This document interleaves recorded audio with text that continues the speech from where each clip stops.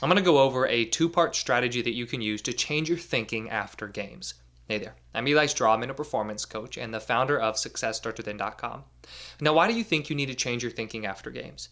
Well, the reason is because if you have a certain type of thinking after games, it can actually increase your chances for a few different mental game challenges that long term will do nothing but lower your performance. Now, the way that I'm talking about looking at your game in a way that's going to increase mental game challenges is by being too critical of your game. So you tend to look back over games and even practices, and what you see most are your mistakes. When this happens, you can experience a drop in confidence because if time and time again, all you see are the mistakes that you made, you're never giving yourself the opportunity to see the success that you've had and see the improvement that you're making. Another mental game challenge is going to be an increase in fear and anxiety. The fear of failure and sports performance anxiety are two of the most common mental game challenges that I see in the athletes that I work with in one-on-one coaching. Fear of failure means you're afraid of making mistakes. Performance anxiety typically happens because you're worried about what's going to happen in the game. Am I going to make a mistake? What's coach going to think of me? Am I going to get pulled out? What are my teammates going to think of me? And the reason that looking at your game and only seeing the mistakes that you make after practices and games, the reason that that's going to actually increase fear and anxiety is because it's almost making mistakes something that you need to fear in the first place because you're typically going to be giving negative attention to these mistakes. So over time, the more that your confidence is going to drop, like I was just saying, and the more that you are focusing on the mistakes that you made during games, it's very likely that you're going to see a rise in fear and a rise in anxiety leading into games because you don't want to make these mistakes because you know how much you beat yourself up after games when you look back on the mistakes. And also, these mistakes become something that you want to avoid because you're looking at them so much and you're thinking, okay, I don't want to make these mistakes going into the next game. And so now all of a sudden, you find yourself playing to avoid mistakes instead of playing to succeed. And this ties into a really great example that I was actually going over with a couple different athletes yesterday, actually, that I was working with, where we were talking about this idea of wanting to succeed versus not wanting to make mistakes and wanting to avoid making mistakes. Now, on the surface, they may seem like they're going to get to the same conclusion, which is you playing well. But the truth is, number one, you can avoid making mistakes and still not play well, and that's typically where we will see athletes hiding when they're playing because they're trying to avoid mistakes. But also, when you try to avoid mistakes, your attention is on mistakes, and a lot of times, funny enough, what happens is when you give your attention to the mistakes, you increase the chances of making mistakes. So one of the examples from yesterday was that I was working with a golfer, and we were going over where he's placing his attention on tee shots. And he hits really good tee shots when there are trees lining the fairway, but he struggles with tee shots when there are bushes lining the fairway. The reason is because he feels very confident in his ability to get it out of the trees because he doesn't really feel like it's going to have that big of an impact on his score. But the same isn't true with hitting it into the bushes. So right there we see that when he's hitting a tee shot and there are trees lining the fairway, he's more okay with making a mistake, so there isn't as much fear there in the first place. So his focus is more on where he wants the ball to go.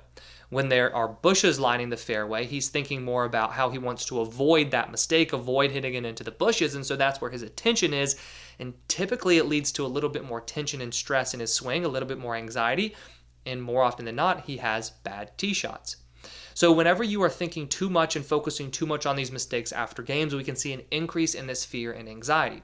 And then the third challenge is going to be just a general loss of joy. This is something that can happen when you focus a lot on your mistakes after games over time because it can lead to you feeling like you're never good enough, and that's not going to be something that's fun for you to deal with as an athlete. So you can experience a loss of joy, a loss of the love for the game, which then is going to equal some burnout. Now, all three of those challenges, they are not recipes for you performing your best during games. So we need to figure out how can we look at games differently. Now, I know that when you do make mistakes, they are not something that you want to pretend like they weren't there, right? Mistakes do happen, and you do need to improve from your mistakes. That's the only way that you're going to get better as a player. But one of the things that I've seen almost universally in the athletes that I've worked with is that when they are too critical of themselves and focusing so much on these mistakes in a negative way after games, they don't actually make the adjustments they need to make because now the mistakes become something to fear, and it also lowers their confidence. So when I say that we're going to change the way you think after games, it's not that we're going to pretend like mistakes didn't happen. It's not like we're going to pretend like mistakes weren't there. We are going to change the way you look at mistakes. But what we actually want to do first is we want to make sure that you are giving yourself the opportunity every single game to feel successful. So that's why the first part of this strategy is going to be to focus on your success from that day. An exercise I really like is after every single game, having an athlete write down 3 wins from that game. What are 3 things that you did really, really well? Sometimes that's extremely hard to do, especially if you have been in the habit of immediately looking back on your games and beating yourself up and finding the mistakes that you made. But if you can point out 3 things that you did well, number 1, that is giving you the opportunity every day to feel successful. And that success and that experience of the success is crucial if you want to build your confidence moving forward. But it is also putting you in a little bit better of a mindset to be able to take this next step. And this next step is you want to evaluate your game instead of judging your game, right? Judging your game, you're being too critical. Evaluating your game, you're actually learning something from the mistakes in the first place. Mistakes are an incredible teacher for you as an athlete, but they can also be one of the main things that hold you back.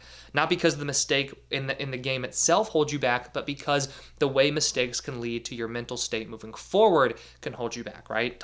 It's about the anxiety that I was just talking about, the fear, the low confidence, the lack of joy. But if you really change the way you are looking at these mistakes, you learn how to evaluate your mistakes. You learn how to look at them objectively. Think, okay, what can I learn? What do I need to improve to put myself in a position to not make that mistake moving forward? If you can do that, then all of a sudden mistakes become something incredibly valuable for you as a player. So how can you actually learn how to reevaluate these mistakes in a more positive way? Well, I think first and foremost, you need to take it out of your head. And what I mean by that is you need to write it down. Write down, okay, what are the mistakes that I made today? But you don't just want to stop there. It's not just about becoming aware of the mistakes. You are already aware of the mistakes you made. That's why you beat yourself up over the mistakes. Once you write down the mistakes you made, you want to take it a step further and think, what could I have done differently?